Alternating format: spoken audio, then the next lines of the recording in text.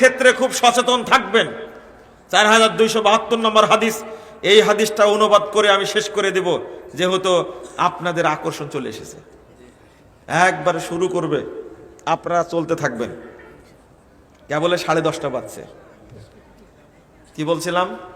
একটা হাদিস অনুবাদ করে ছেড়ে দেব, সেটা হলো সালাতের ক্ষেত্রে সচেতন থাকবেন। বলেন ইনশাআল্লাহ।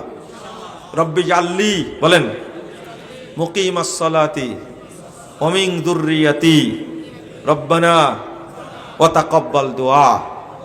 এই দোয়াটা পড়বেন, নিজে সালাতের উপর অটল থাকবেন, আপনার পরিবারের কেউ বেনামাজি থাকবে না ইনশাআল্লাহ। এই দোয়াটা সেজদায় বেশি বেশি পড়বেন, আল্লাহর কাছে বেশি বেশি বলবেন ইনশাআল্লাহ। আপনি তো সচেতন হবেন, আপনার পরিবারে ইনশাআল্লাহ সবাই সালাত আদায় করবে ইনশাআল্লাহ। যে হাদিসটা বলতে চাচ্ছিলাম,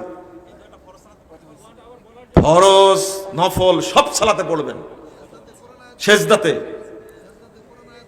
সেজদাতে কোরআনের আয়াত তেলাওয়াত করা যাবে না। এটা তেলাওয়াত, এটা দোয়া। এটা কি দোয়া? কি হাদিস বলতে চাইলাম যেন?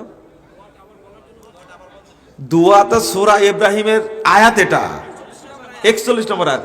বলেন তো, রব্বি জাল্লি মুকিমাস সালাতি ওয়া মিন যুররিয়াতি রব্বানা ওয়া তাকাব্বাল দুআ। খুব সুন্দর দোয়া, খুব সুন্দর দোয়া। কি বলছিলাম? একটা হাদিস বলতে চাচ্ছিলাম, তাই না? হাদিসটা কি জানেন? জুলফিকার ভাই আমাকে সময় দেবে না, বুঝতে পারছে, রেডি হয়ে আছে, ঘোষণা দেবে। তাই একটা হাদিস, আল্লাহ রাসূল সাল্লাল্লাহু আলাইহি ওয়াসাল্লাম বলছেন, ইদা উদখিলাল মাইয়িত ফিল কবরি, যখন মাইয়িতকে কবরে রাখা হয়। কোথায়?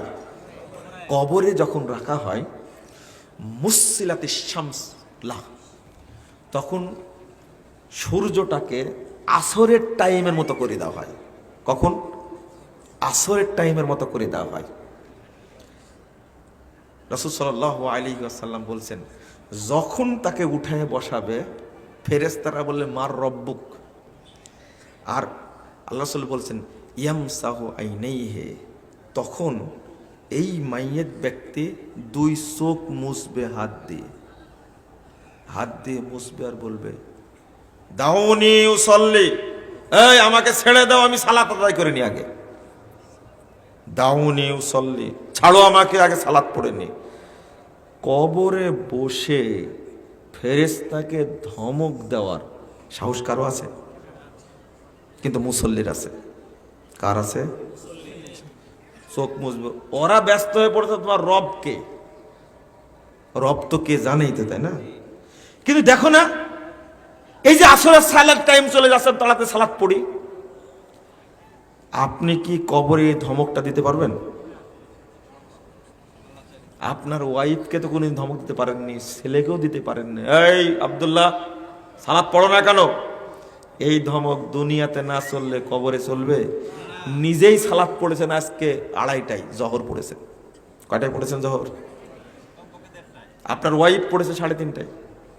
জিজ্ঞেস করেন না, 2টা একবারে পড়ে নিছে। যে ব্যক্তি কবরে ফেরেশতাকে ধমক দিতে পারে, সে ব্যক্তি কবরে কোনো আযাব হবে?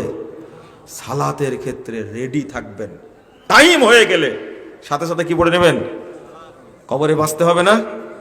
যে ব্যক্তি কবরে এইভাবে বলতে পারে, দাওয়ানি উসাল্লি, এই তোমরা আমাকে ছাড়ো, আমি আগে সালাত পড়ে নিব।